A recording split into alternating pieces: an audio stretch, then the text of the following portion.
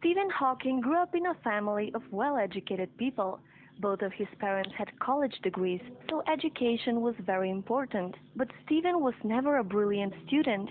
He was not able to read properly until he was 8, and despite his average performance in school, there was something about him that teachers recognized.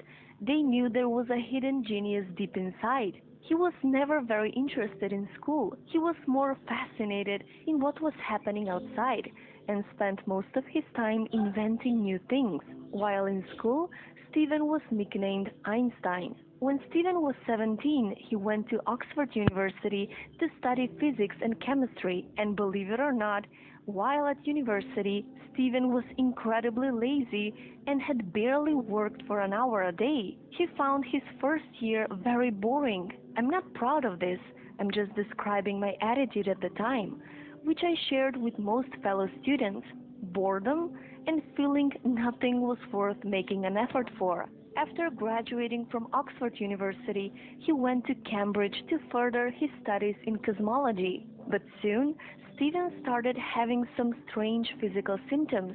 His speech started to be slurred, he was clumsy, he would often trip and fall, and at first he wasn't paying much attention, but his condition was getting worse rapidly. In the meantime, he met his future wife, Jane. But after making a series of tests, it was diagnosed that he was in the early stages of amyotrophic lateral sclerosis.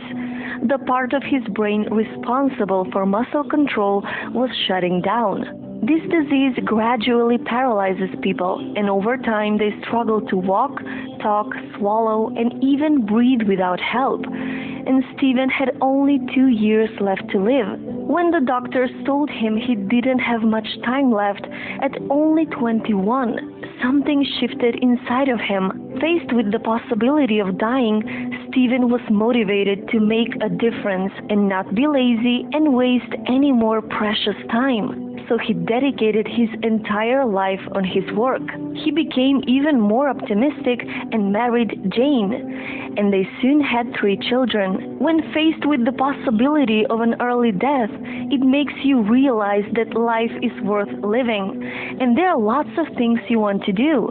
It is a waste of time to be angry about my disability.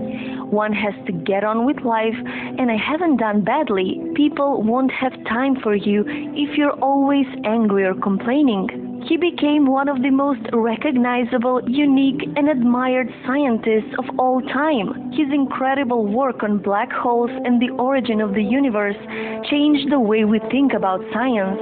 His most famous book, A Brief History of Time, was sold more than 10 million copies. Stephen Hawking is one of the most inspirational people in the world. He had an incredible determination and burning desire to live. He didn't let his illness stand in the way. No matter how hard life was, and no matter how impossible or unachievable something was, giving up was never an option. Despite all odds, he proved his doctors wrong, miraculously living more than 55 years after his diagnosis. He died at the age of 76. Stephen Hawking might have been disabled in body, but not in his spirit. And he has the best advice for living a happy life. Remember to look up at the stars and not down at your feet. Never give up work.